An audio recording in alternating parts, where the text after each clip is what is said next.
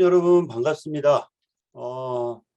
오늘 그 교육과정은 지금 정시를 앞에 두고 정시에서 어떻게 지원할까, 내지는 내년에 우리 아이가 고3인데 고3 아이를 어떻게 지도할까, 이렇게 구체적인 어떤 그 타겟을 염두에 두고 하는 과정이 아니라 말 그대로 입시 컨설턴트가 될 수 있는, 그러니까 밖에 가서 뭐 비싼 돈 주고 컨설팅을 받아야 되는 이런 그 것이 아니라 우리 학부모님 스스로가 직접 입시 컨설턴트가 될 수 있는 컨설턴트 양성 교육 과정이라고 제가 들었습니다. 그래서 오늘은 마지막 과정으로 주요 대학 입시 분석.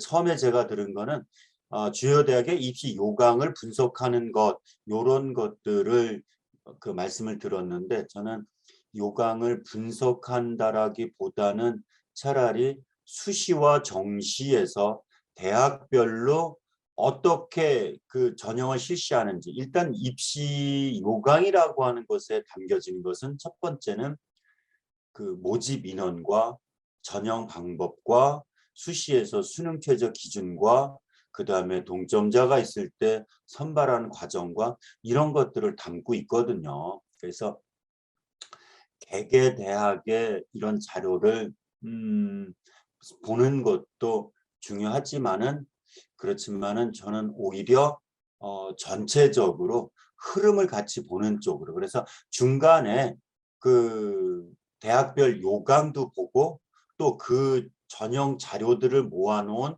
어디가 사이트도 보고, 그러면서 전체적으로 오늘은 이 컨설턴트 양성교육과정의 마지막 단계로서 그 수시와 정시의 구체적인 전형 방법들, 이런 것들을 같이 좀 천천히 살펴보도록 하겠습니다.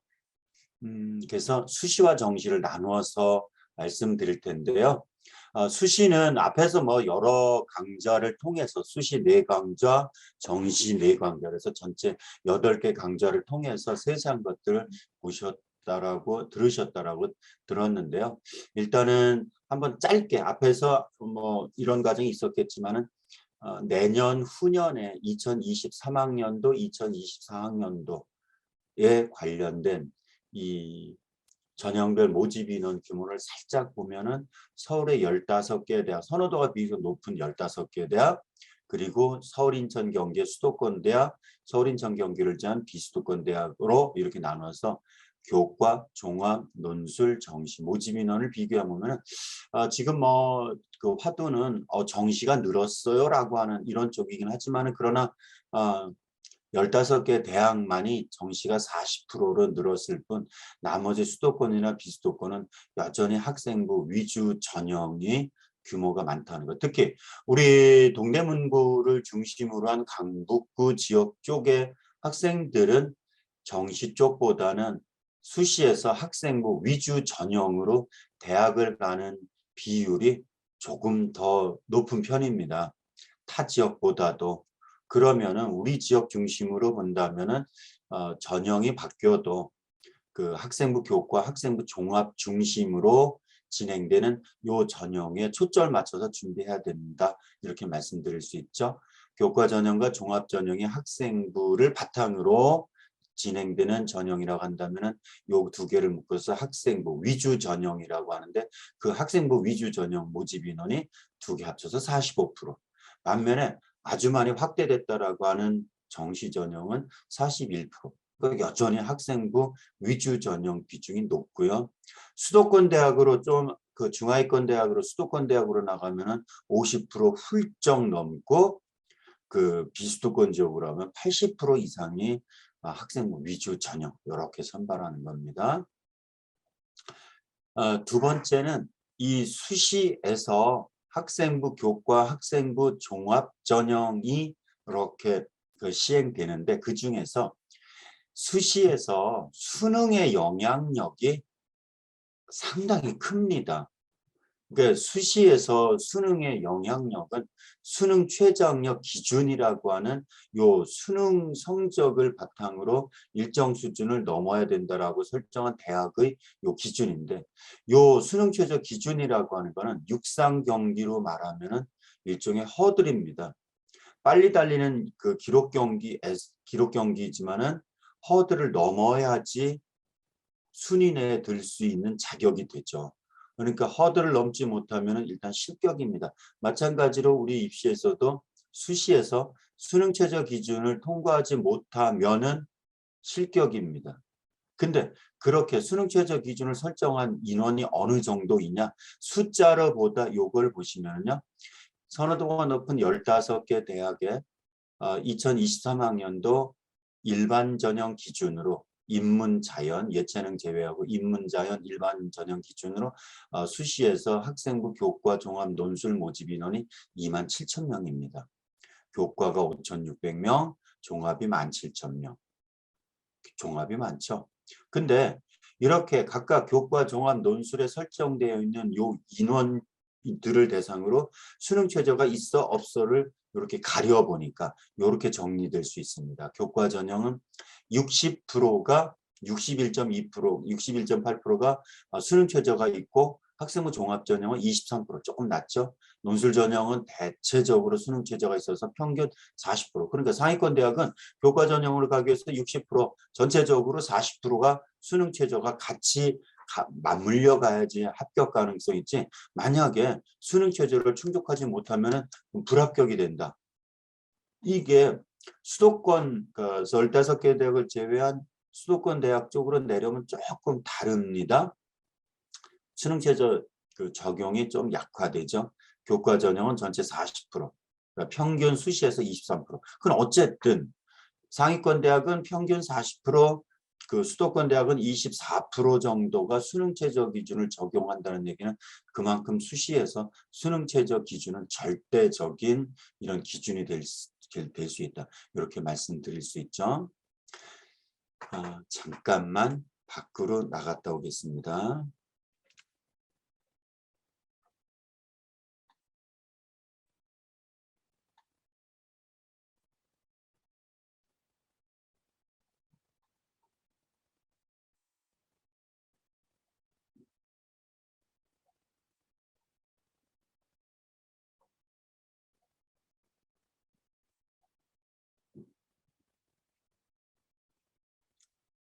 실제 대학에서 발표하는 요강이라고 불리거나 아니면 시행계획이라고 불리거나 어떻게 선발하느냐라고 하는 거를 같이 보시죠.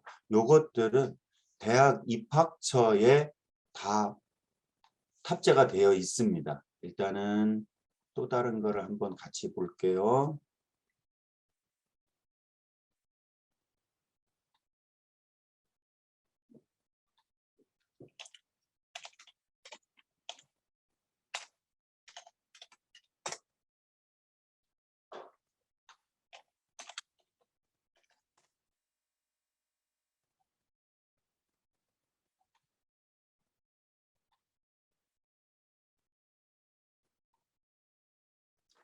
화면에 네이버 화면 보이시죠? 여기 화면에서 경희대 입학처라, 경희대가 아니라 경희대 입학처라고 치고 검색해서 들어가 보십시오. 반드시 입학처 홈페이지로 들어가면요.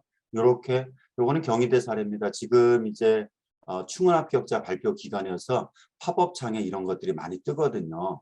근데 바로 입학처 홈페이지로 들어가면은 이렇게 지금도 역시 수시, 정시 요 기간이어서 정시 기간에서 이런 것들이 뜨는데 여기 화면에서 보시면은 어느 대학이든지 이렇게 수시, 정시, 그 다음에 입시 도우미 크게 세 개는 다 들어가 있습니다. 수시 관련, 정시 관련, 그 다음에 자료 관련, 입시 도우미라고 해서 보면은 수시 탭에서 모집 요강이라는 것이 있고 정시의 모집 요강이라는 것이 있죠. 여기 수시 모집 요강 클릭하면 이렇게 수시 모집 요강을 화면에서 볼 수 있고 한글로 아니면 PDF로 다운로드 받아볼 수 있는 게 바로 대학에서 제공하는 자료입니다. 이렇게 해서 자료를 찾았다고 가정을 하고 이제 실제 대학 자료를 한번 같이 보겠습니다. 고려대학교 입학 전형 시행계획이라고 되어 있죠. 요게 입학 전형 시행계획이라고 하는 거는 2학년 때 나오는 계획이고요. 3학년이 되면은 모집 요강이라고 해서 수시 모집 요강, 정시 모집 요강. 어쨌든 시행 계획이나 모집 요강은 큰 틀에 있어서는 차이가 없습니다. 시행 계획에서 최종 확정 단계로 가면 발표되는 게 모집 요강인데요. 여기에서 보면은 시행 계획을 보면 이렇게 차례 보면은 모집 인원 나오고 수능 최저 기준 나오고 수시 모집 이렇게 합니다. 정시 모집 이렇게 합니다. 근데 이게 수시 모집 요강은 4번까지 수시 모집에 관해서, 정시 모집 요강은 앞에 수능 최저나 이런 거 빼고 정시 모집에 관해서. 근데 이거는 2학년 자료이기 때문에 수시와 정시가 같이 포함되어 있습니다. 그래서 넘겨보면은 여기에서 이렇게 첫 번째 전년 대비 바뀐 것.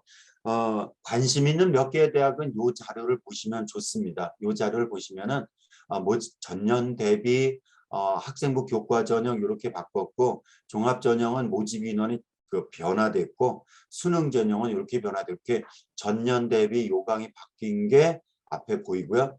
그 다음에는 구체적으로 무슨 전형으로 몇 명 뽑아요. 요거가 중요한 자료죠. 예를 들어서 이 대학교 같은 경우는 학생부 위주 전형으로 이렇게 뽑고, 실기 실적으로 뽑고, 정시 모집으로 뽑고, 논술 전형이 없죠.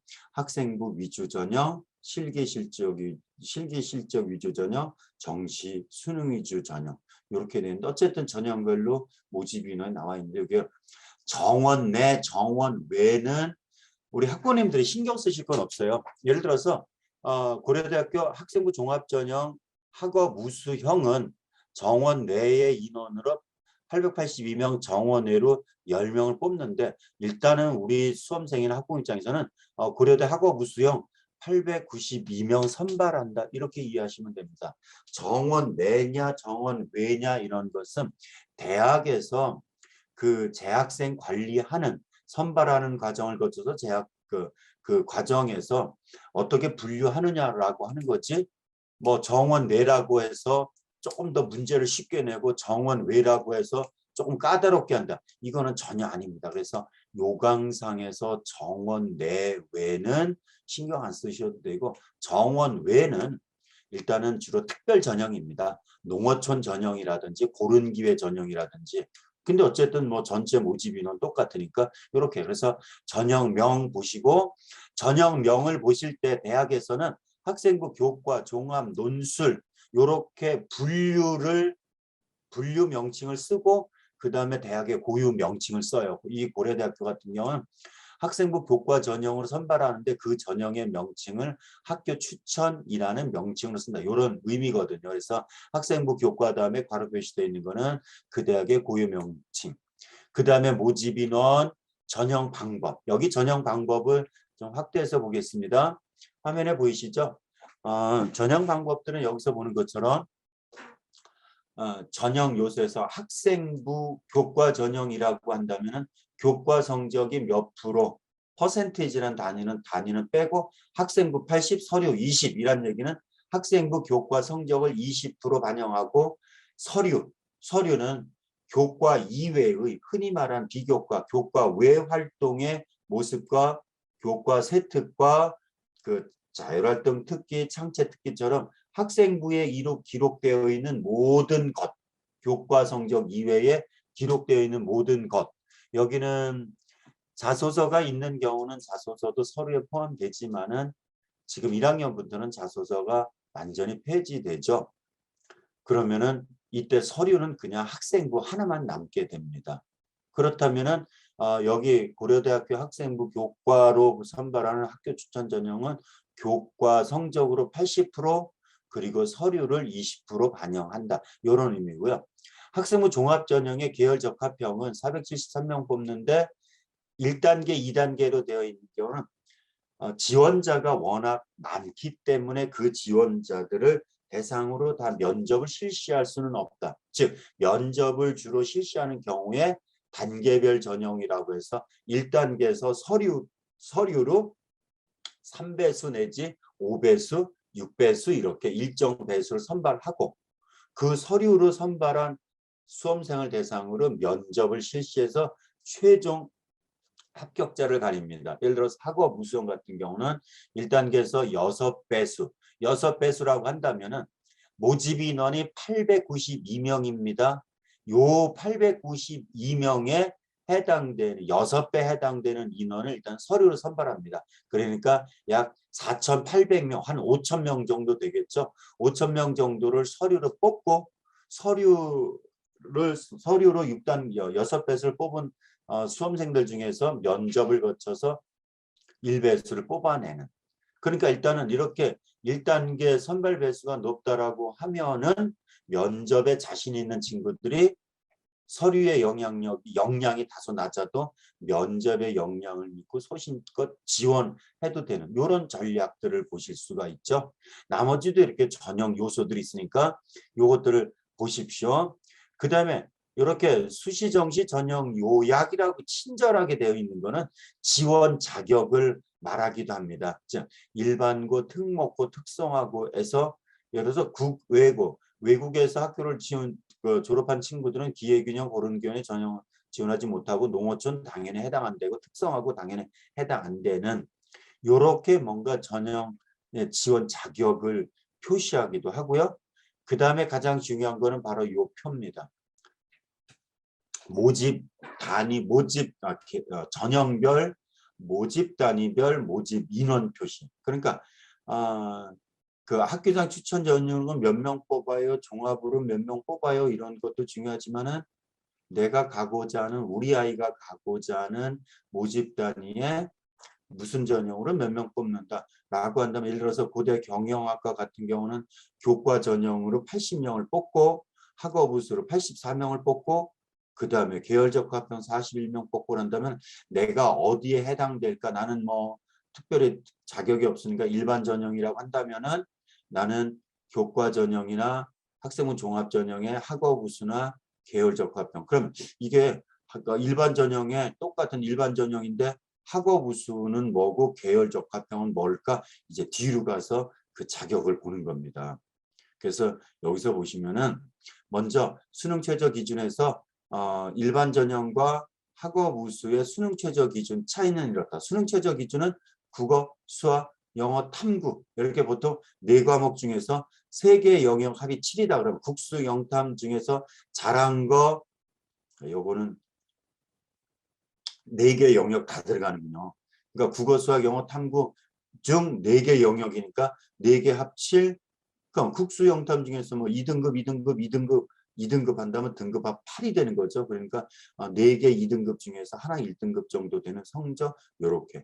맨 위에 학교 추천은 국어, 수학, 영어, 탐구 중에서 택 2.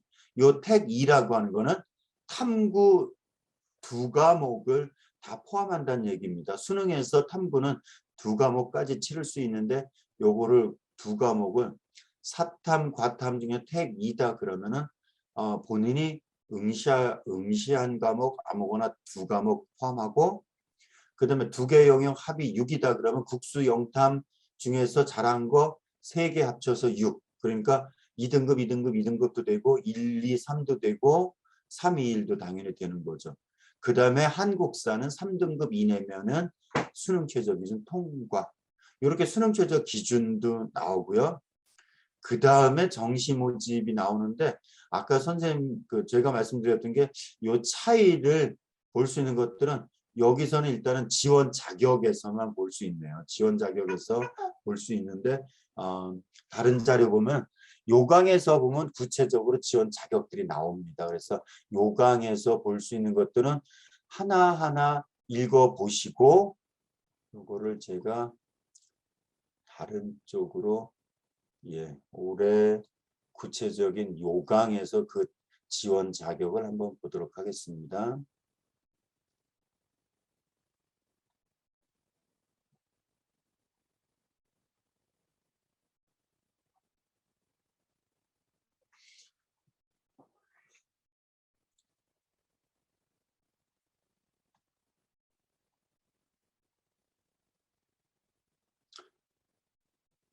지금 손 드신 분 말씀을 하시겠어요, 학부모님? 뭐 질문이 있나요?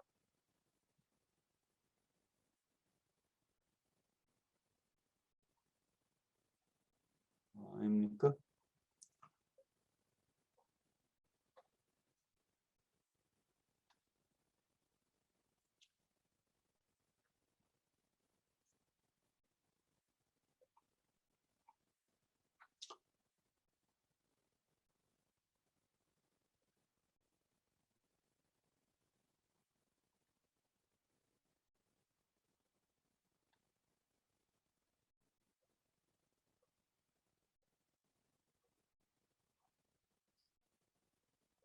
예, 요게 올해 2학년 그 3학년들 수시 요강입니다. 수시 요강은 훨씬 자세하게 돼 있어서 화면에서 보시는 것처럼 이렇게 전형 일정이며 전형별 안내가 잘 돼 있죠. 아까 궁금했던 게 학교장 학생부 종합 전형의 이 학업 우수형과 그다음에 계열 적합형의 차이점에서 나올 때 이런 것들이 보이거든요. 뒤에 가서 보면은 학교장 추천 전형은 이렇게 선발한다. 그 다음에 학업 우수형은 이렇게 선발한다. 라고 하는 걸 보면은 학교 추천은 이런 지원 자격이 있고 그 다음에 아까 보려고 했던 게 예, 학업 우수형은 지원 자격은 일단 고등학교 졸업한 자격이면 되는데 그러면은 얘는 계열 적합형과 무슨 차이냐를 보니까 지원 자격은 똑같은데 수능 최저 기준과 전형 방법이 1단계 6배수로 서류 100이고 2단계 면접 30이 들어간다. 반면에 계열 적합형은 지원 자격이 일반 학생과 똑같지만은 뭐 특별한 게 없지만은 수능 최저 기준이 없고 그냥 1단계 3배수로 그 100% 뽑아서 면접 30% 한다. 그럼 1단계가 아까 학업 우수형은 1단계 6배수로 뽑고 2단계 면접을 친다 그랬는데 얘는 1단계 3배수를 뽑고 면접을 쳐요. 그럼 면접의 영향력은 어디가 더 클까요?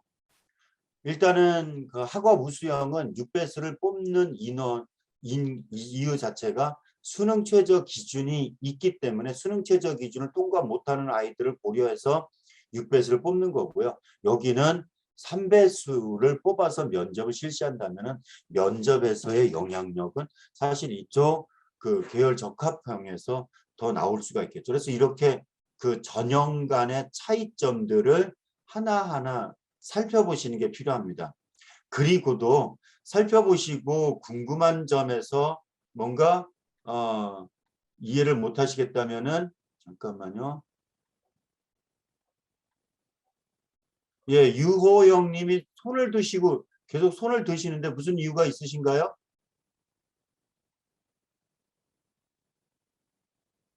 소장님 이거 그 마이크 해제 음소거 해제를 한번 해보실래요? 예, 그냥 진행해 주시면 될 것 같아요. 아 그래요? 예, 예. 일단 질문은 한꺼번에 나중에 받도록 하겠습니다. 예, 예, 예. 그래서 요렇게 그 요강에 정리된 거를 보시고 그 다음에 제가 그 아까 설명하던 걸로 다시 넘어가도록 하겠습니다. 그래서 앞에서 설명드렸던 게 이렇게 전형별로 그각 요강에 나와 있는 것들을 정리한 게 이런 자료고요. 일단 수시에서 수능 최저 기준이 기준이 높다는 거 요거를 요약하면 수도권에서는 2등급 2개, 2개 합 4, 5 정도의 수능 최저 기준, 위쪽은 2등급 3개, 아래쪽은 3등급 2개 정도. 그래서 일단은 그 수능 최저 기준을 이야기한다면은 기본적으로 2등급 2개가 기본인데 2등급 3개면 상위권, 그 3등급 2개면은 아래쪽 요런 정도로 생각해 두시면 되고요. 요 수능 최저 기준 정도에 따라서 서울에 있는 주요 대학의 학교장 추천 전형, 교과 전형을 분류를 해봤습니다. 그러니까 뭐 서울대, 연대, 고대, 성대 뭐 이런 대학이 있어요. 주변 대학은 국민대, 광운대도 있어요. 근데 대학들이 너무 많죠. 이 대학들을 뭔가 이렇게 분류를 해봅니다. 첫째, 선호도가 높은 대학이다, 선호도가 덜한 대학이다로 이건 이미 어머님들 알고 계시죠. 두 번째는 선호도가 비슷한, 선호도가 어느 정도는 이렇게 그룹으로 묶일 수 있는 요런 정도 내의 대학인데 뭐야 선발한 방법이 좀 다르네. 그 다음에 수능 최저 기준 적용하는 게 또 다르네. 이렇게 구별해 볼 수 있어서 15개 대학, 선호도가 높은 15개 대학을요. 전형하는 방법과 수능 최저 기준에 따라서 이렇게 크게 4부류로 나눠볼 수 있습니다. 먼저 위쪽에 있는 동국대, 연세대, 이화여대, 서울대, 성균관대 이쪽 대학들은 교과 전형이라고 하더라도 교과 등급 이외에 다른 요소가 포함되어야지 합격 가능성이 높습니다. 예를 들어서 동국대는 서류가 포함되고요. 아니 이게 교과 전형인데 서류가 포함된다는 것은 마치 학생부 종합 전형인 것처럼 이런 그 비교과 역량들이 평가 대상이 될 수 있는데 근데 서류라고 해서 비교과만이 아니라 교과 관련 활동도 학교 활동이 다 포함되는 겁니다. 그러니까 요거는 학생부 종합 전형에 가깝다라고 볼 수 있습니다. 동국대는 서류가 들어가고요. 연세대와 이화여대는 면접이 포함됩니다. 그런데 요 대학들은 면접이 적용되거나 서류가 적용되는데 그러면서 수능 최저 기준은 없는 대학입니다.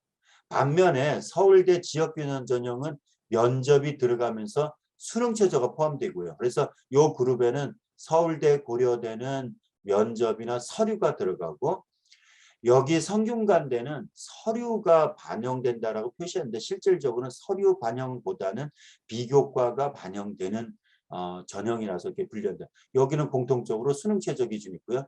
특히 이쪽 고려대 쪽은 수능 최저 기준이 강하고 성균관대 쪽은 수능 최저 기준 상대적으로 약한 쪽이라고 이렇게 볼 수 있습니다. 또 아래쪽 가운데를 기준으로 아래쪽 대학들은 교과 100으로 실시하는 전형인데 그런데 오른쪽 보라색 공간은 수능 최저 기준이 점점 높아지는 쪽 그리고 이쪽 경희대 쪽으로 가면 수능 최저 기준이 낮아지는 쪽 한양대 쪽으로 가면 수능 최저 기준이 아예 없는 쪽 그래서 전체적으로 보면은 수능 최저 기준이 적용되는 교과 전형은 고려대가 교과 외 요소를 면접이나 서류를 반영하는 대학이고 나머지 대학들은 수능 최저 기준을 적용하되 교과 100으로 전형하는 이런 것들이 바로 차이로서 구별해 볼 수 있습니다. 그래서 아까 말씀드린 것처럼 각 대학의 요강을 각 하나하나 예, 선생님 살펴보는 잠시만요. 거는 저 자료 예? 화면이 공유 안 돼 있다고 말씀하셔서. 예.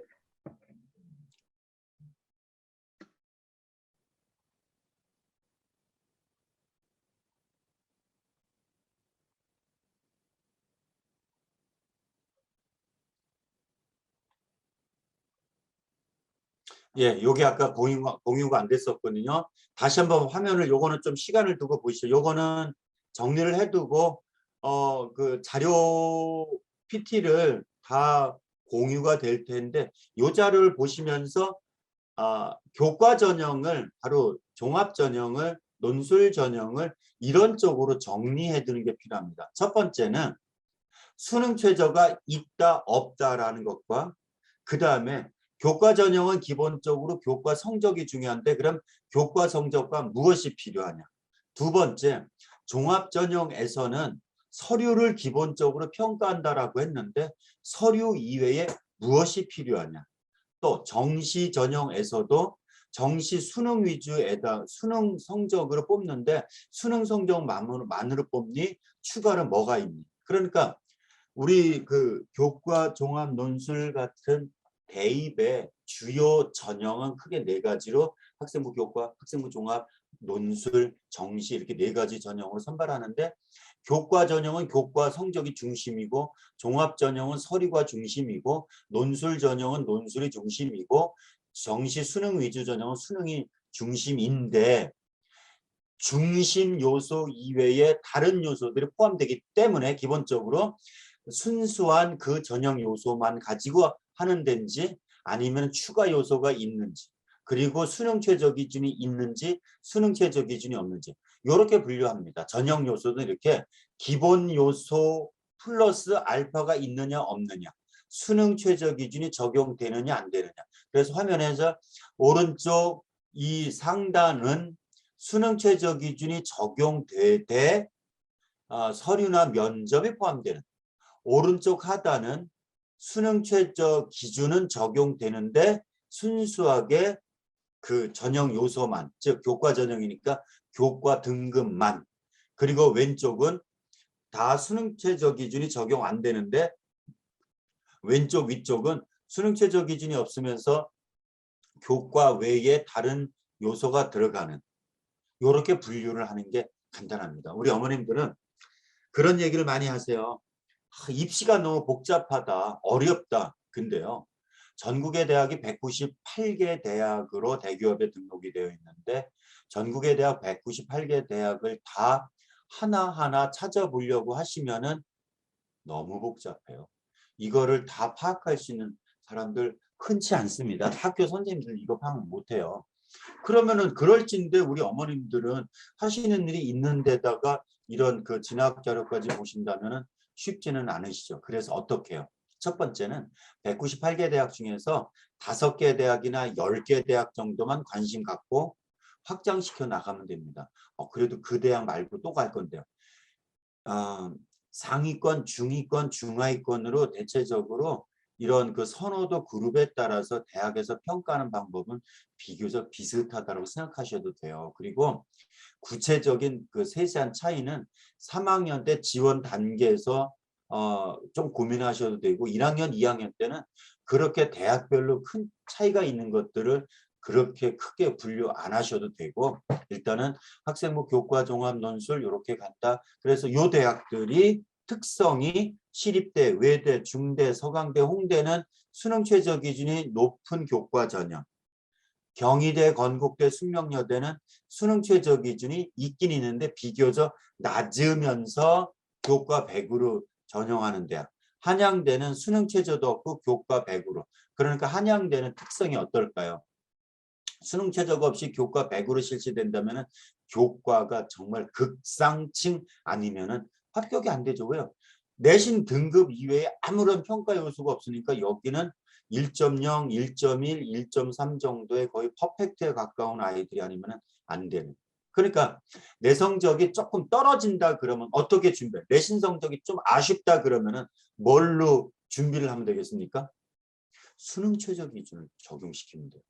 또 서류의 면접의 역량을 키우면 됩니다. 그러니까 학생부 교과 전형은 교과 100으로만 선발하는 것이 아니라 교과 이외의 요소도 있고 수능 최저 기준도 있다. 그러니까 합격자는 내신 등급,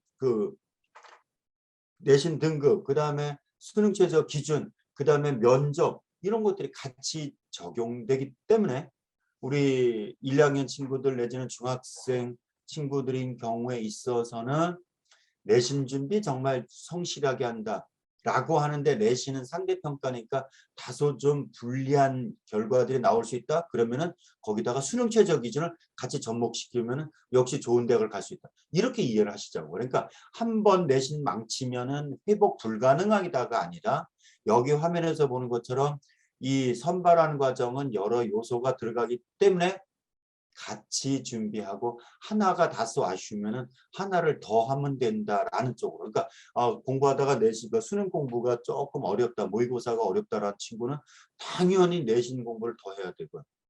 여기서 저기 내신도 안 되고 수능도 안 되는데 어떡해요?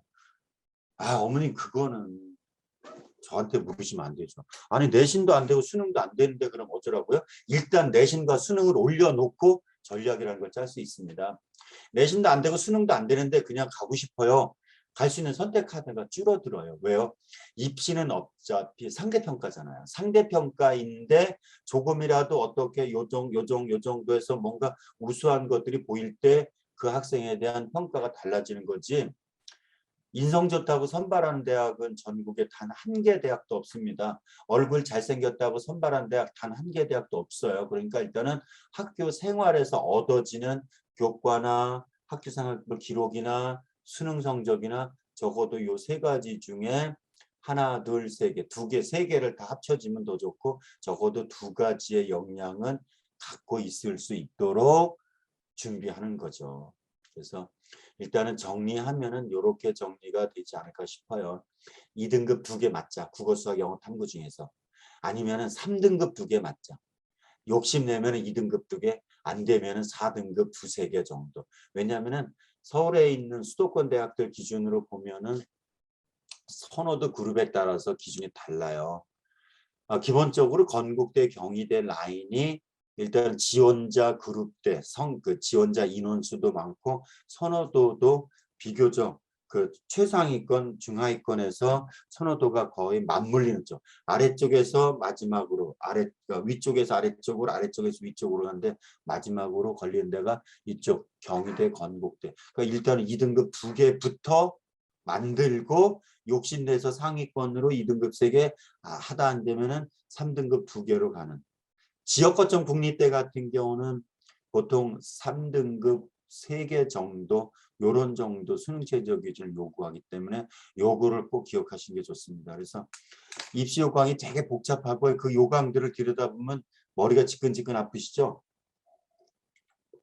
또 보고 나시면은 그거 기억도 안 남아요. 그래서 그 대학 수능 본다는데 수능 최저 기준이 얼마 된다. 이렇게 고민하시는 게 아니라 딱 요 표 하나만 가지고 수능 준비하시면 됩니다.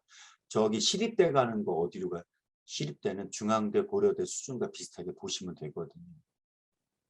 이 수능 최저 기준은 의외로 수험생들의 뒷덜미를 많이 잡습니다. 요거는 강원대 사례인데요. 650명 모집하는데 4,000명이 왔는데 그중에서 반은 수능 최저 못 맞췄어요.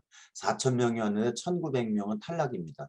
수능 최저 기준이 반밖에 안 됐는데 근데 요거를 요렇게 한번 보시죠. 지원자 4,000명 중에서 650명을 뽑는다면은 가능성이 몇 프로야? 그 다음에 수능 최저를 통과한 1,900명 중에서 뽑는다면은 수능 합격 가능성이 몇 프로야? 요걸 비교해 봤더니요. 전체 모집 지원자 중에서 선발한다면은 16% 가능성이지만은 수능 최저 기준을 통과한 애들 중에서 선발한다면은 2배로 뜁니다. 33%가 됩니다. 결국 수능 최저 충족하면은 어떤 모집단이든지 합격률은 일단 2배로 올라간다. 반대로 수능 최저를 못 맞추면 합격 가능성이 반으로 줄어들어요. 이렇게 정리할 수가 있겠죠. 이제 그 교과 전형을 대학별로 정리한 자료를 한번 보도록 하겠습니다. 아까 보여드린 것처럼 전형 방법이 기본적인 그 요소 이외에 면접이나 서류가 들어간다고 했는데 서울의 16개 대학의 사례를 보면은 건대와 시립대는 교과 100으로 선발하지만은 나머지 대학들은 서류나 출결봉사, 이 서강대에서 출결봉사가 10% 들어간다는 거는 요게 뭐 비교과라고 하지만 비교과라고 할 수 있는 건 아니죠. 그러니까 출결과 봉사는 대체적으로 경희대와 서강대가 활용을 하는데 이쪽에서 봉사활동은 정량적으로 평가가 되고 약 30시간 정도의 봉사활동 기본 시간 수를 요구하기도 합니다.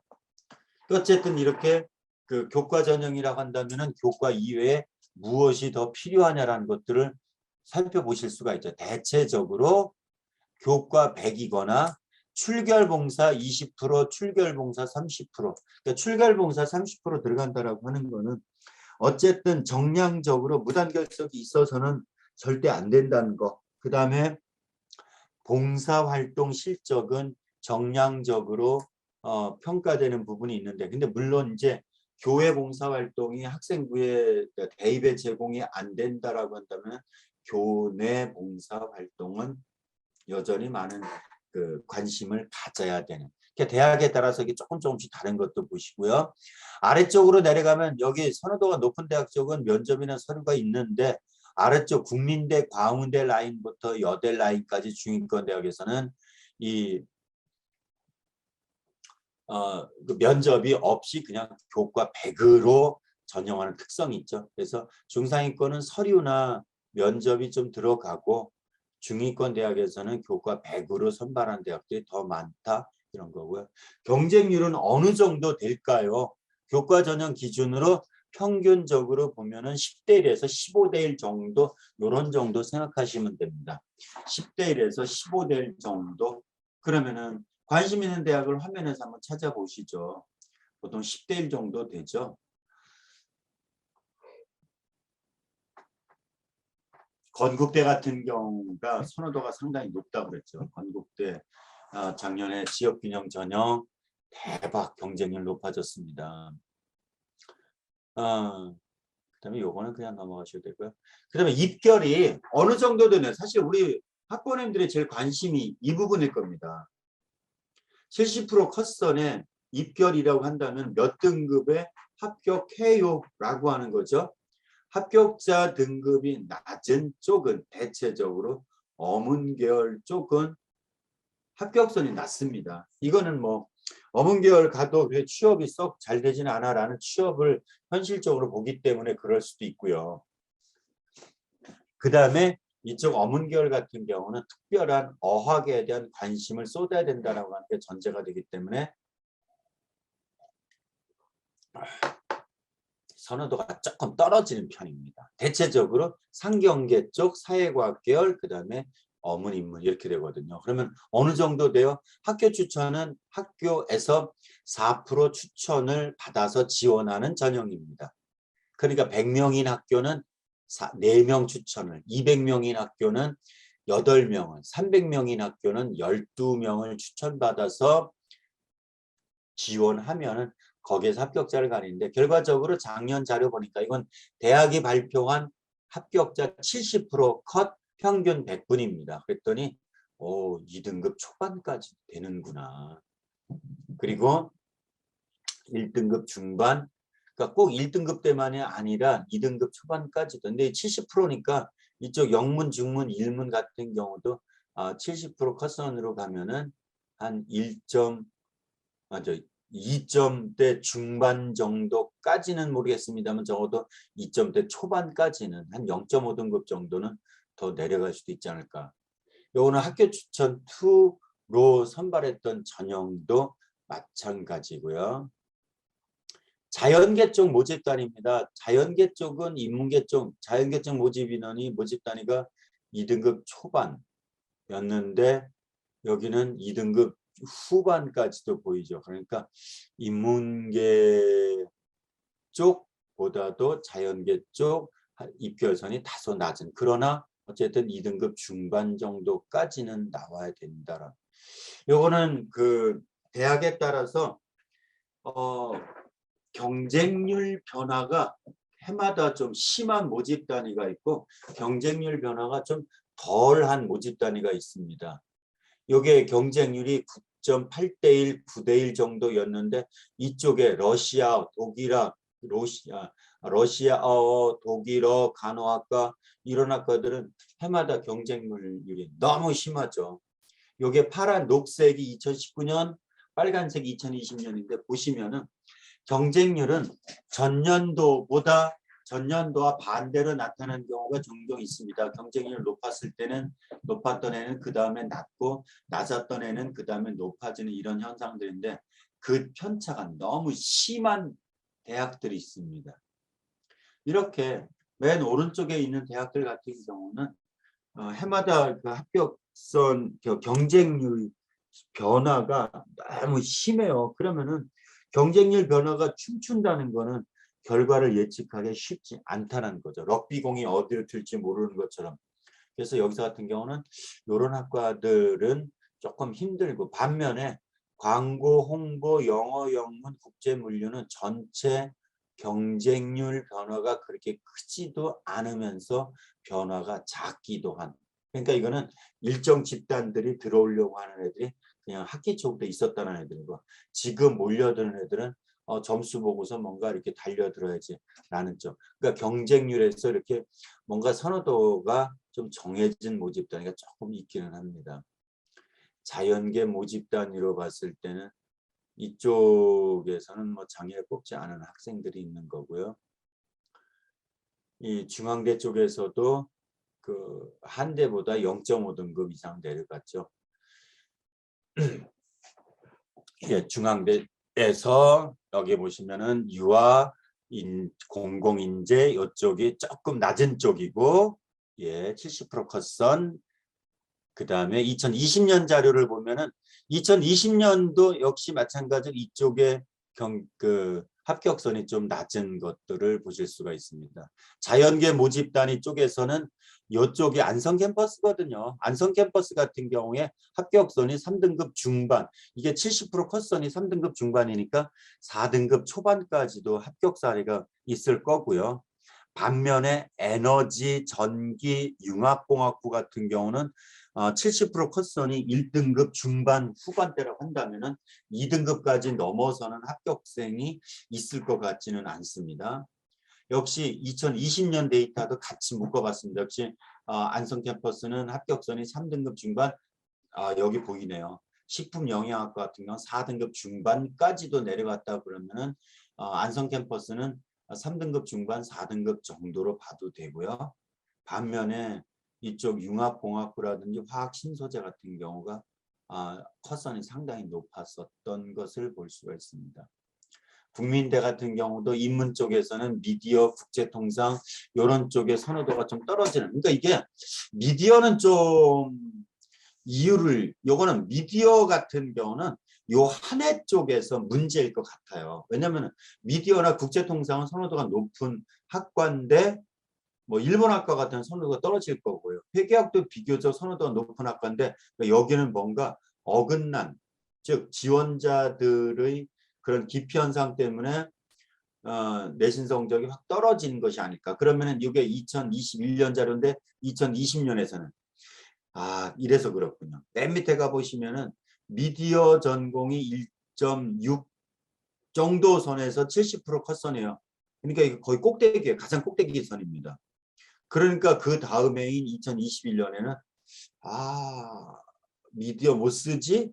그러다 보니까 미디어가 성적대가 뚝뚝 떨어지는 그렇게 된 것이 아닐까. 그래서 2020년에 성적대가 가장 높았던 모집 단위들이 그 다음해인 2021년에는 모집 단위의 이런 합격선이 곤두박질 치는 이런 것들을 살펴보실 수가 있습니다.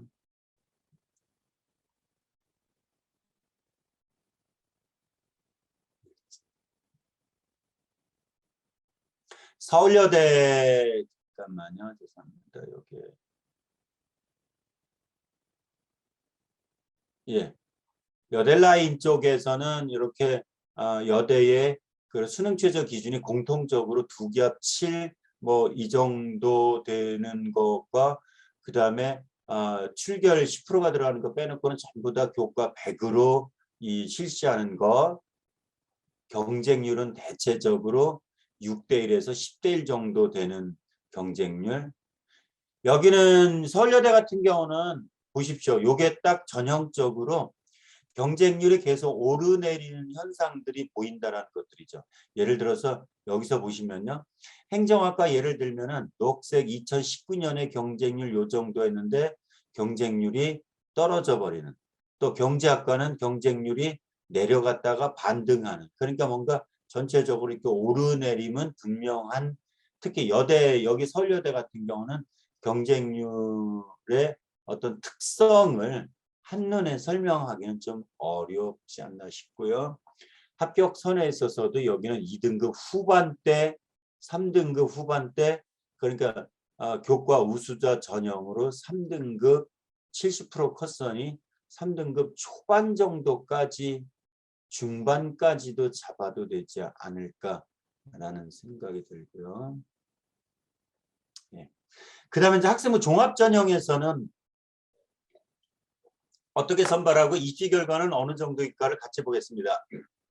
아까 교과 전형은 교과 100에다가 면접이 들어간다고 그랬죠. 학생부 종합전형은 기본적으로 서류 바탕 위에 면접이 들어갑니다. 그래서 교과 전형은 1단계 교과 100으로 선발하지만은 종합전형은 1단계 서류 100으로 경희대는 4배수, 고려대는 6배수, 중앙대는 3.5배수. 대학이 정말 꼼수 부리는 건지 아니면은 애절한 건지, 애절하다고 봐야 되겠죠. 그러니까 대학은 어떻게든지 그 역량 있는 학생을 뽑기 위해서 3배수, 4배수, 5배수 그 배수 조정하는 것도 면접 단계에서 얼마나 걸러내느냐 다 전략적으로 하는데 뭐 이렇게 1단계에서 일정 배수를 선발하고 2단계에서는 대체적으로 면접은 30% 정도 반영이 되네요. 경희대 30, 고려대 30, 고려대 30, 중앙대 30, 숙명여대만 40% 반영하는 것들이 있고 중앙대 탐구형 인재, 숙명인재 1, 일반은 서류 없이 면접 없이 바로 선발하는 과정입니다. 서류만으로 평가하고 면접은 포함시키지 않는. 또 같은 대학에서도 이렇게 종합전형을 2개, 교과전형은 2개 운영하는 학교가 그렇게 흔치 않은데 종합전형은 성격에 따라서 학업 수형 계열 적합형으로, 다빈치형 탐구형으로, 서류형 면접형으로 이렇게 나눈 이유는 각각의 전형의 특성을 조금씩 달리함으로써 넓은 풀에서 학생을 선발하려고 하는 겁니다. 그러니까 학업수나 계열적합이나 고대에서 선발한 학생 종합전형인데 계열적합형은 수능체제를 걸고 학업우수는 수능체제를 걸고 계열적합형은 수능체제를 안 걸어요. 그러면은 서류가 괜찮은 아이들 같은 경우는 수능 최저 있든 없든 우리 대학에 와 이렇게 선발하는 겁니다. 또 중앙대 같은 경우 다빈치형 인재와 탐구형 인재의 차이점은 다빈치형 인재는 면접을 한다, 탐구는 면접을 안 한다는 것도 있지만은 전형의 인재가 좀 다른 게 다빈치는 두루두루 잘한 전과목 학교생활 충실하고 성실한 학생들을 선호한다면 탐구형 인재는 조금 뭔가 외골수록 이런 친구라고 하더라도 이런 그 전공 적합성 내지는 역량에 관련 역량들이 좀 더 보이면 선발하겠다. 이렇게 투 트랙으로 선발한 사례는 바로 전형별로 선발하는 인재상이 다르다라는 걸 볼 수 있고요. 그 다음에 아까도 경쟁률을 가지고 그 교과전형에서 얘기했는데 이번에는 종합전형을 가지고 경쟁률을 비교해 보면요. 3년간의 경쟁률을 평균 내면 이런 그래프가 됩니다. 그러니까 평균적으로 이쪽 경제나 독일어나 경제는 높아서 인기가 없는 거고 불어교육이나 도교육 미술사학과 같은 경우는 인기는 높지 않은데 그냥 덩달아서 몰려드는 이런 경향성 때문에 경쟁률이 높은데요. 여기서 경쟁률이 낮은데요. 여기서 경제학부나 불어교육, 도거교육 같은 경우에 경쟁률이 다소 낮고 이쪽은 경쟁이 높은. 그러니까 전통적으로 평균 경쟁률이 오른쪽은 좀 높은 모집단이고 왼쪽은 좀 아래 쪽에. 그러니까 이렇게 수능 최저 이렇게 경쟁률을 통해서 이게 100% 선호도는 아니지만은 경쟁률이 대체적으로 높은 학과, 경쟁 대체적으로 낮은 학과 이런 것들을 비교해 보실 수가 있습니다. 자연계 쪽도 역시 마찬가지 이렇게 경쟁률을 통해서 평균 경쟁률을 통해서 그 대학의 경쟁률이 어느 정도 되느냐를 미리 파악해 보시는 것도 도움이 될 거고요. 이거는 고려대 같은 경우입니다. 학업우수형 고려대 사례고요. 다음에는 서울여대는 그 전형이 플러스와 바로민재, 플러스 인재, 바로민재 전형이 있는데 각 전형별로 합격선을 2년치의 합격선을 비교해 보도록 하겠습니다. 그랬을 때 여기 거의 뭐 2021년에는 3.5 정도가 중간이고 끝자락이 3.8이다. 근데 2020년에는 합격선이 3.7이다. 그러면은 합격선 자료를 얼마나 쳐다보느냐에 따라 다를 수는 있지만 어쨌든 2020년에 비해서 2021년에는 합격선이 조금 올라가 끝자락이 조금 늘어진 이런 정도로 보이고 보통 4등급 중반대까지 패션 산업은 아무래도 디자인 쪽이니까 얘는 별도로 한다면은 일반 학생들이 가는 학과들은 낮으면은 4등급 중반 그죠? 여기 정도까지 가는 것들이 보여집니다. 그 다음에는 전년도 입결 자료를 정리를 했습니다. 이거는 사진 한번 찍어 두시는 게 어떨까 싶어요. 한눈에 쫙 보이게. 이 자료는 이따가 자료 소스를 같이 찾아갈 겁니다. 근데 이 자료를 보시면서 잘못 해석하시면 안 돼요. 예를 들어서 서강대는 5등급도 합격하네. 그 다음에 성균관대는 2.5등급이 안 되면 안 되네. 이렇게 이해하시는 것이 아니라 연세대, 서강대, 중앙대 같은 경우는 내신 성적이 다소 떨어졌네. 떨어져도 합격이 됐네. 라는 거는 이 연세대, 서강대, 중앙대 같은 경우는 내신 성적 이외에 다른 요소가 좀 더 포함되네. 이렇게 이해를 하시는 겁니다. 즉 학생부 종합전형은 교과 성적 이외의 학교 활동의 다양한 기록 등을 통해서 종합적으로 평가하는 전형이라고 한다면은 내신 성적 반영 비율이 낮다라는 것은 다른 서류의 영향력이 높아진다는 얘기가 되겠죠. 그러니까 여기는 서강대, 여기는 뭘 그렇게 많이 볼까? 여기는 자사고 특목고의 비율이 좀 높은 대학으로서 자사고 특목고 애들의 성적이 낮기 때문에 합격선 평균이 낮을 수도 있네. 이렇게 생각해 볼 수도 있는 거고요. 중앙대인 경우에 있어서는 여기는 도대체 왜 합격선이 위로 쭉쭉쭉 떨어졌다고 표현한 거죠. 왜 합격선이 떨어졌지? 라고 이야기한다면은 그거는 뭐 또 다른 요소를 찾아봐야 될 것 같아요. 그래서 여기서는 학생부 종합전형의 이런 합격선 자료는 여러 가지를 해석할 수 있는 기준이 되는 거지 몇 점에 합격해요라고 보는 건 아니죠. 일단은 서강대와 이쪽 중앙대 탐구는 특목고 쪽 아이들이 많이 좀 와서 그렇다라고 기본적으로 볼 수 있을 것 같고요. 자연계 쪽에서도 이런 정도 합격선이 요거는 대학이 발표한 어디가 컷 자료를 그래프로 정리한 것뿐입니다. 여기 이 자료들 이따가 같이 한번 보시도록 하겠습니다. 이번에는 이제 정시 전형, 여태까지 수시를 살펴봤다면 이제 정시에서는 어떤 것들이 중요하고 대학에서는 어떻게 이야기를 하고 있는지를 같이 보도록 하죠. 역시 요강은 아까 수시 요강을 보셨던 것처럼 대학별 가장 그 정확한 자료는 요강을 통해서 직접 확인하시는 것. 그리고 요강 맨 끝쪽에 보면은 입학처 전화번호가 있습니다. 그러면 그 요강보다 궁금하면은 대학에 직접 전화하는 게 가장 빠른 방법이고요. 아니 대학에다가 어떻게 전화를 해? 아니 그러실 필요 없어요. 왜냐하면 대학은 학부모님들이 전화를 해서 궁금한 거를 하나하나 해결하는 과정을 통해서 자기네 학교 홍보가 된다라고 생각하기 때문에 학부모님들이 전화하는 거는 다 싫어하지는 않으십니다. 그 정시에서는 무엇으로 선발할까? 요것도 한번 관심 갖고 보셔야 됩니다. 무엇을 가지고 무엇으로 선발하느냐라고 하면은 점수로 선발하는 거 아니에요. 그래서 수능 성적표가 이렇게 있을 때 요 성적을 가지고 평가하는 게 아닐까요? 한번 사례를 보실까요? 예를 들어서 수능 성적이 이렇게 나온 아이가 있다라고 가정을 합시다. 국어, 수학, 탐구 표점이 383점이고요. 백분위가 269점입니다. 근데 이 친구는 건대, 동대, 홍대 이쪽 라인 위쪽의 대학을 가고 싶어 해요. 15개 대학 위쪽을 가고 싶어 해서 상경계 쪽으로 경제학과를 지원하려고 봤더니 입시사에서 제공한 지원 참고점 자료, 흔히 배치표라고 하는 거에 기준점이 좀 아쉽습니다. 내 성적에 비해서 다 높아요.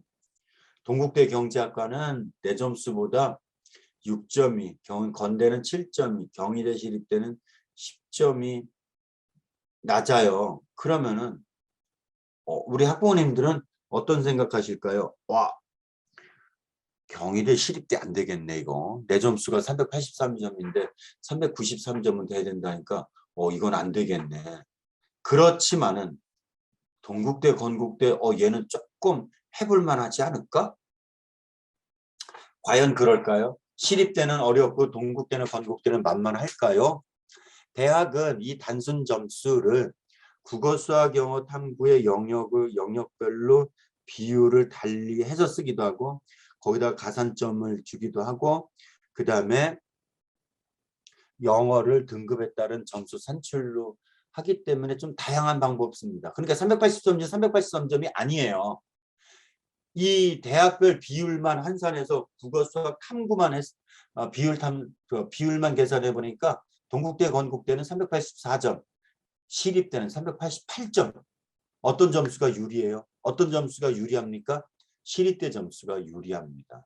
즉, 몇 점에 어디를 가요라든지 아니면 어디 가기 위해서 몇 점 받아야 돼라고 하는 것을 답할 수 있는 것은 쉽지 않다는 겁니다. 왜냐하면 대학별 여기서 보세요. 동국대 경제, 건대 경제, 경희대 경제, 서울시립대 경제인데 다 똑같이 경제학과인데 내 383점이라는 점수를 대학에서 받아들일 때는 동국대는 384점으로 시립대는 388점으로 받아들인단 말이에요.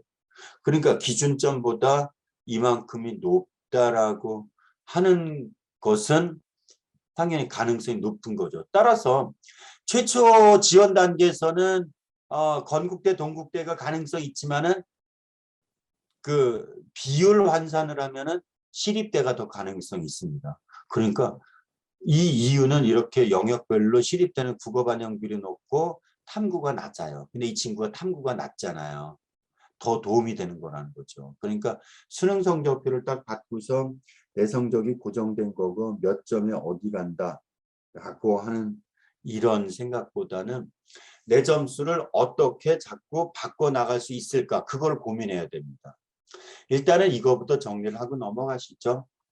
아까 수시에서의 합격자 정리처럼 정시에서 100분이 몇 점이면 대학 가요를 어디가에 공개한 것을 그냥 평균 낸 겁니다. 상위권 대학들은 그래도 정시에서 100분이 92, 3점은 돼야 되겠네. 그 다음에 중상위권 대학들은 자연계인 경우 80 중반까지는 돼야 되네. 중위권은 좀 내려와서 100분이 77, 100분이 77이면 4등급까지입니다. 4등급까지도 내려간 사례가 있었네. 이렇게 대략 대학의 지원 가능권을 꼭 찾아두십시오. 요거는 꼭 찾아두시고 사진 찍어두시고 그 다음에 자료 보내드리면은 그 자료에서 캡처해서 인쇄해서 화면에 그 책상 앞에 놔두십시오. 왜냐고요? 정시에 몇 점 정도 돼야지 갈 수 있는지를 알고 있어야 되거든요.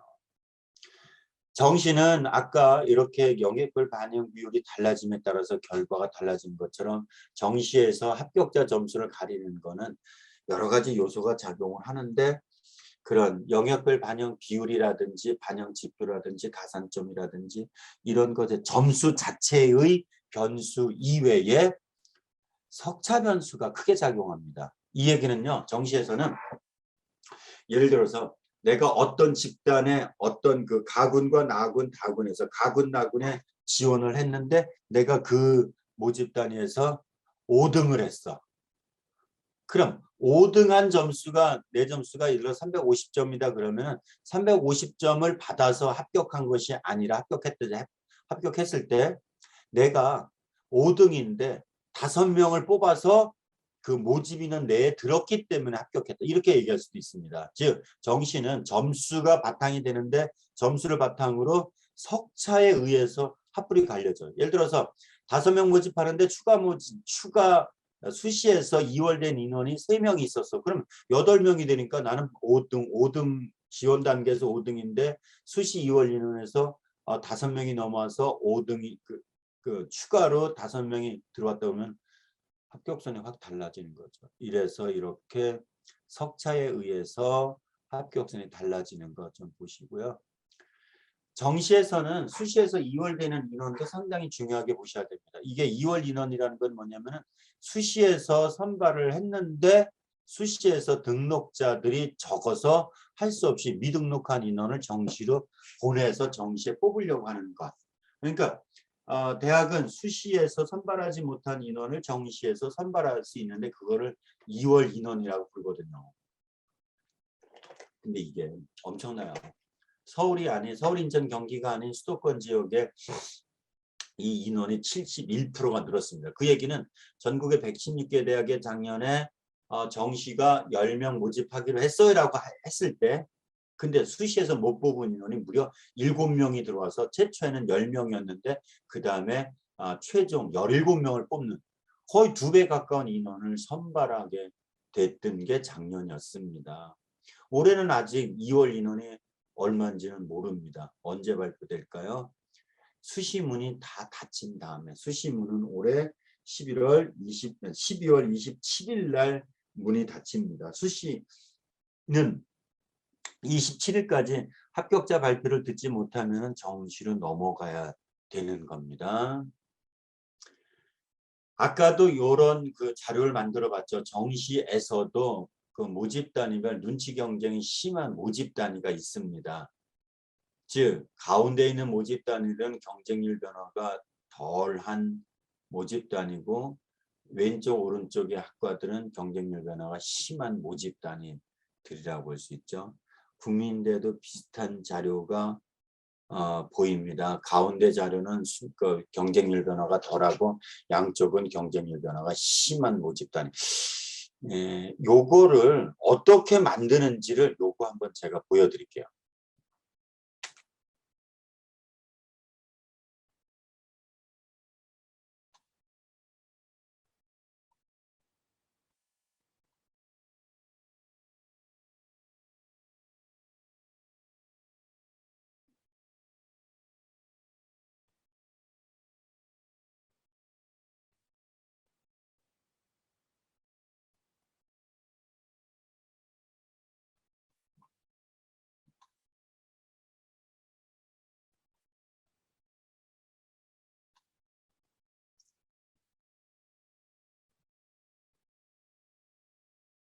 잠깐만요.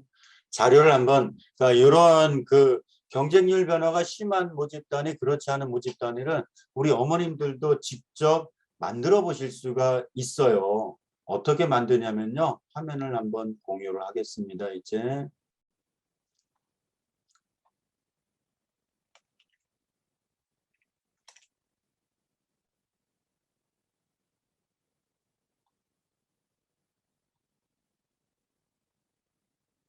화면에 엑셀 자료가 보이시죠? 이런 자료들은 그 경쟁률 변화, 3년간의 경쟁률 변화 자료들은 쉽게 찾을 수 있는데, 요걸 가지고 이제 관심 대학을 어떻게 찾아보냐면, 예를 들어서 여기에서 한양대 아까 봤던 자료입니다.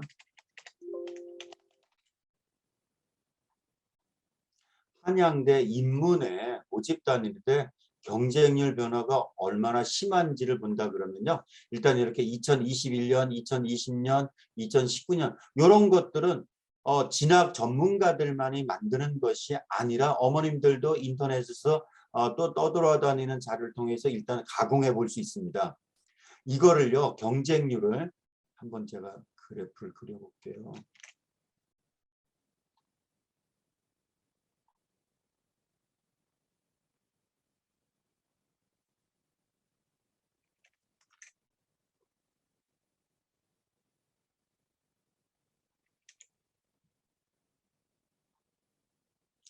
이게 3년간의 경쟁률 변화거든요.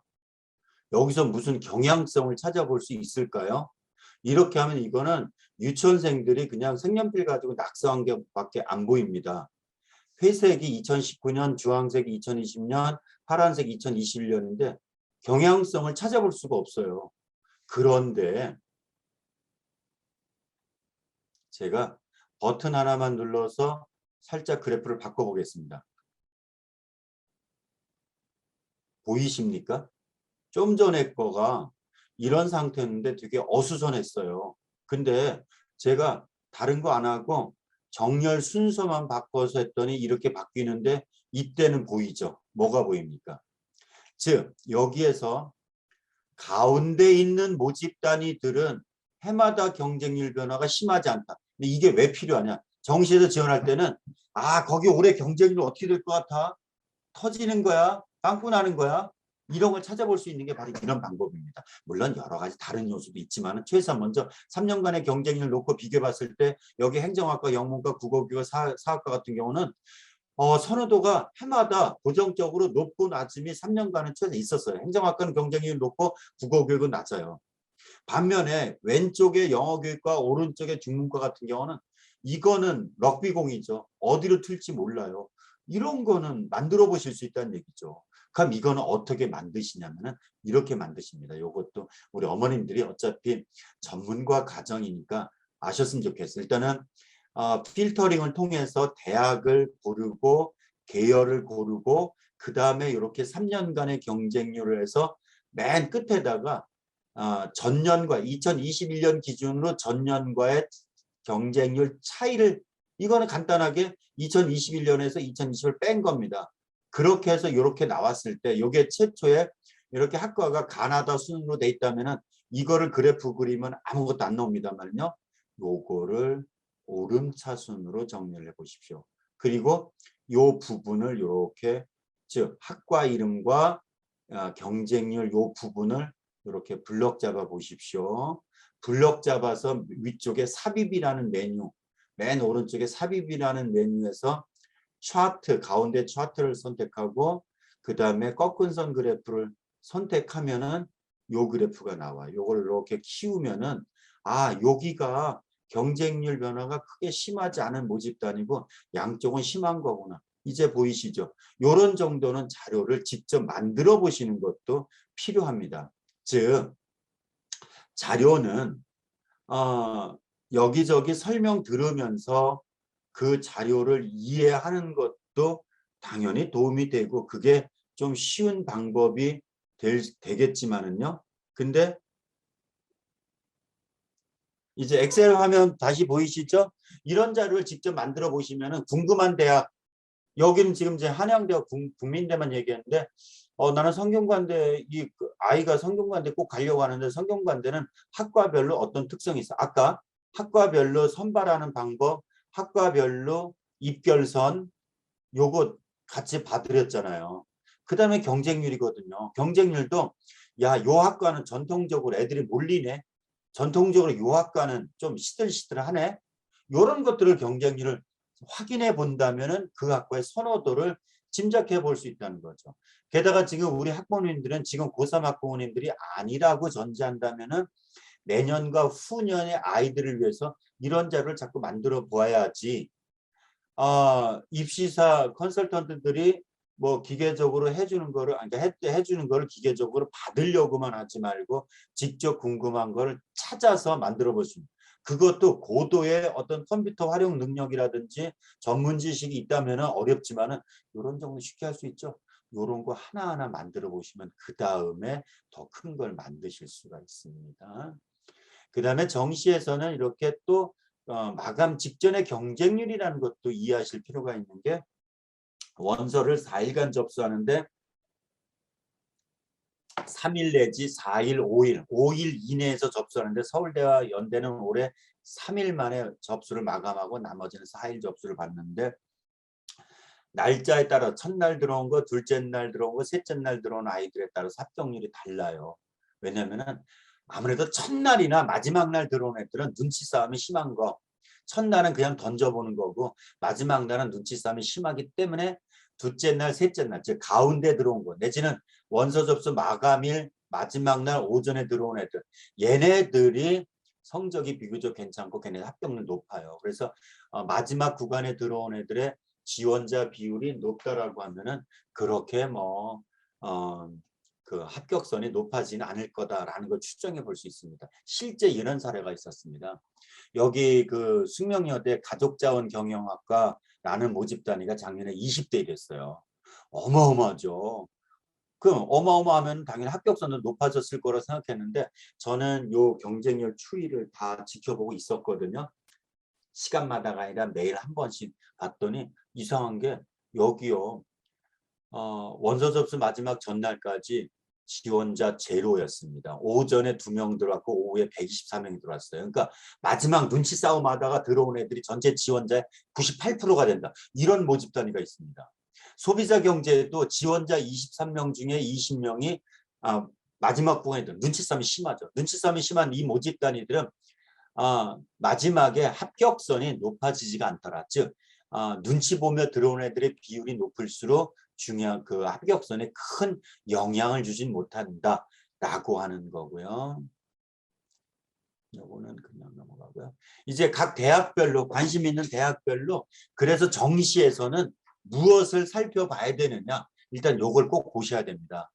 정시는 국어, 수학, 영어 탐구를 영역별로 얼마나 다른 비율로 반영하느냐에 따라서 대학 점수가 달라집니다. 아까 보셨잖아요. 아까 383점이란 점수가 어떤 대학에 가면 384점이고 어떤 대학 가면 388점이 되는 거야. 그러니까 내 점수는 383이 아니라 384가 되기도 하고 388이 되기도 해요. 그러면 나는 어디로 가요? 내 점수가 388로 되는 대로 찾아가는 거죠. 즉, 내 점수가 유리한 대로 찾아가야 되는데 그러기 위해서 첫 번째 단계는 뭘까? 국어, 수학, 영어의 반영 비율. 요렇게 정리됩니다. 요거 이해를 하십시오. 영역별 반영 비율에서 모집구는 가, 정시는 가군, 나군, 다군인데 가라고 돼 있는 거는 가군에서만, 가, 나로 선발하는 거는 요건 죄송합니다. 잘못됐습니다. 그 연대는 가군만입니다. 이게 인쇄가 잘못돼서 가나로 되는데 가군만, 서울대는 나군만 이렇게 보면 돼. 여기 표준과 변표라고 하는 용어는 수능 점수는 표준 점수 100분이 등급 점수가 산출되는데 국어 수학은 표준 점수로, 탐구는 선택 과목별 유불리가 각기 나타나니까 그걸 보정한 점수를 쓰는데 그거를 변환 표준 점수라고 써요. 그래서 국어 수학은 표준 점수를, 탐구를 변환 표준 점수로 쓴다. 요게 주요 대학들, 서울의 15개 대학들, 건대, 동대, 홍대 요쪽 라인들은 다 이런 방식을 대부분이 씁니다. 그리고 서울대를 비교해 보면 서울대는 인문이든 자연이든 수학 반영 비율이 40%, 수학 반영 비율이 높은 편이죠. 고려대는 인문은 35.7%, 자연은 37.5%. 자연이 수학 반영 비율이 살짝 높은데 탐구의 차이가 있죠. 그래서 이렇게 국어, 수학, 영어 탐구가 대학별로 수학이 높은데 국어가 높은데 탐구가 높은데 영어가 높은데 이런 것들이 차이가 있기 때문에 요거를 요강에서 요거를 꼭 비교를 해 보셔야 됩니다. 이번에는 서강대, 성대, 중대, 한양대를 같이 비교해 보시면은 서강대, 성대, 한대 거기서 거기 아니야라고 생각하실 수 있지만은 엄청나게 차이가 납니다. 이화여대는 국어, 수학, 영어 탐구 반영 비율이 거의 비슷비슷합니다. 그러면은 올해같이 수능이 어려운 해 같은 경우는 이렇게 국수영탐 골고루 잘하는 아이들 숫자가 상대적으로 적을 수가 있죠. 그러면 이화여대는 합격선이 다소 내려갈 수도 있다. 이렇게 이렇게 영역별 반영 비율을 통해서 올해 합격선이 어떻게 될 것 같아? 예언 아닌 예언을 할 수도 있습니다.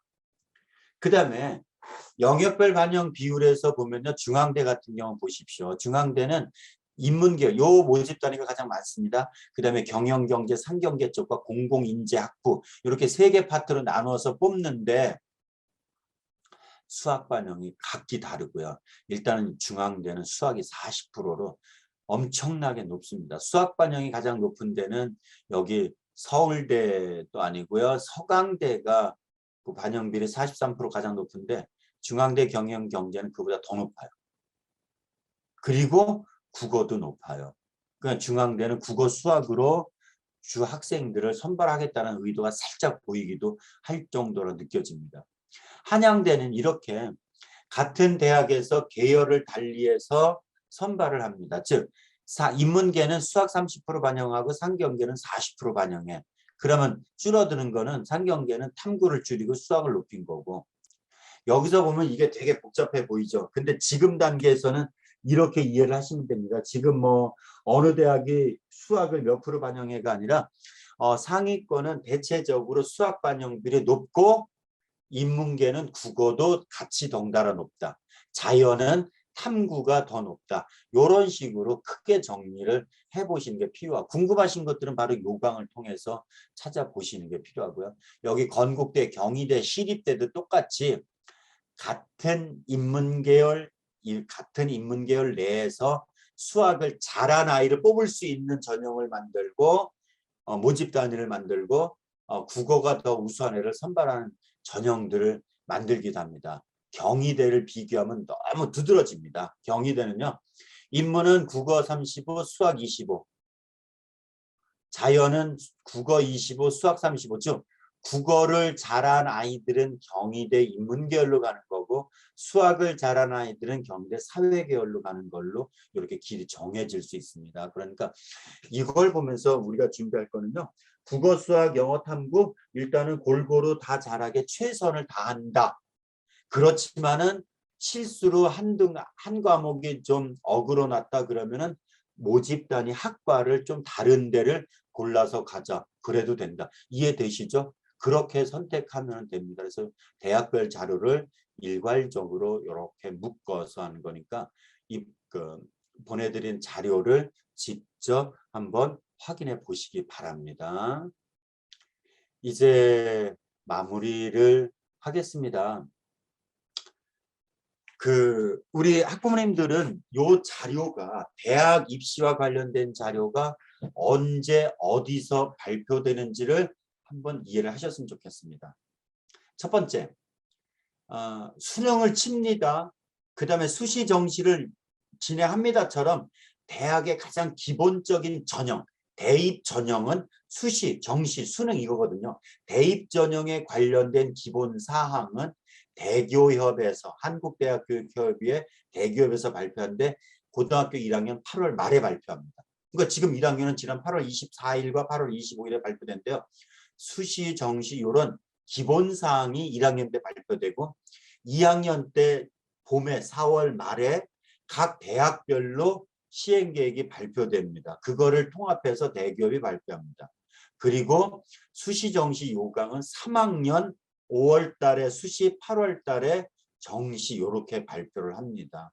요게 고등교육법에 명시돼서 그럼 이제 어머님들은 이거를 1학년 때는 기본사항이 8월 달에 발표된대. 그런데 그때는 기본사항만 있으니까 별로 몰라. 2학년 4월 달에는 시행계획이 일단은 발표되네. 이렇게 보시라는 거예요. 그래서 올해 예를 들면은요. 올해 예를 들면은 1학년 자료입니다. 2023학년도 대입전형 기본사항이 8월 27일에 이렇게 한국대학교육협의회가 이름으로 발표되고 거기에는 이렇게 일반 전형은 이렇게, 특별 전형은 이렇게 한다. 일반 전형은 이렇게 선발하고 특별 전형 이렇게 선발한다는 가장 기본적인 사항. 아주 얇아요. 페이지도 한 몇 페이지 정도 될까요? 한 50페이지 정도 될까요? 이런 정도일 것 같습니다. 그게 발표되고서는 이제 각 대학의 입학처에 이렇게 탑재가 됩니다. 시행계획이라는 이름으로 탑재가 되기 때문에 어머님들은 바로 이렇게 학교 홈페이지 들어가서 보시거나 아니면은 대교협 어디가에 들어오셔갖고 요거를 보셔도 됩니다.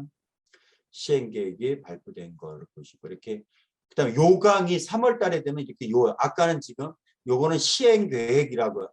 2023학년도 경희대학교 입학 전형 시행계획 안 이렇게 돼 있고 요게 최종 확정되면은 내년에 신입생 수시 모집 요강, 신입생 정시 모집 요강 요렇게 확정돼서 발표가 됩니다. 그래서 2학년 때는 시행계획, 3학년 때는 모집 요강이 발표된다.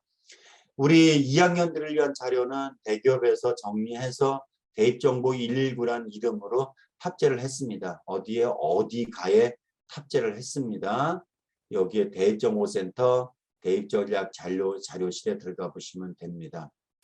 자, 이제 어디가 자료를 한번 잠깐 같이 보시겠습니다. 대학 어디 갈지 궁금하시면요. 어디가에서 찾아보시면 됩니다. 예를 들어서 지금 여기서 제가 공유를 하나 하겠습니다.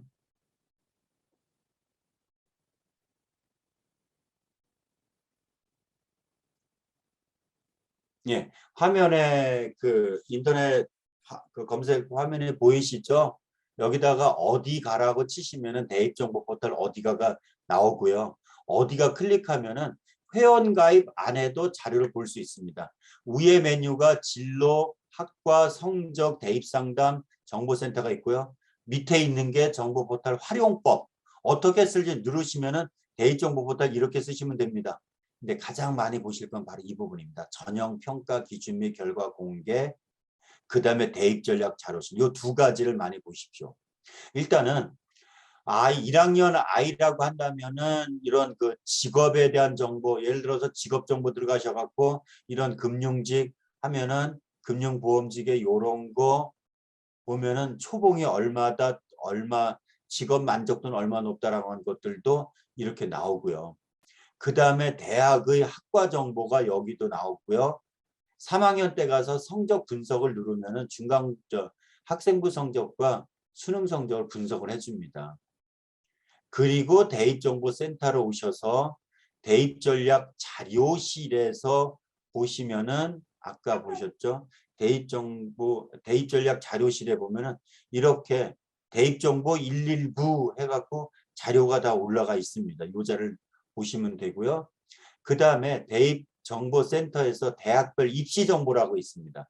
근데 이거는 메뉴가 이거 뭐 이렇게 천천히 하세요. 복잡합니다라고 하실 수 있지만은 한번 눌러보시면 알아요. 대학별 입시 정보가 우리 어머님들이 꼭 들어가 보셔야 됩니다. 왜냐면요. 대학별 입시 정보 여기서 들어가서 클릭하고 예를 들어서 가까이 있는 건국대를 관심 갖는다 그러면은 건국대 죄송합니다. 이게 지금 여기에 대학별 입시 특지가 평가 기준 및 결과 공개를 클릭하시면은 대학을 선택할 수 있습니다. 여기다가 관심 있는 대학이 건국대라고 하면은 건국대를 클릭하시면은 요게 떠요. 그러면 여기 보시면은요. 건국대에서 건국대 본교를 선택하면은 학생부 종합전형, 학생부 교과전형, 수능 위주 전형의 입결이 다 떠 있습니다. 즉 교과 전형으로 어떻게 평가 방법과 밑으로 가면은 합격자 성적이 요거는 지금 교과 전형이 전형 결과 왜 이게 안 뜰까요?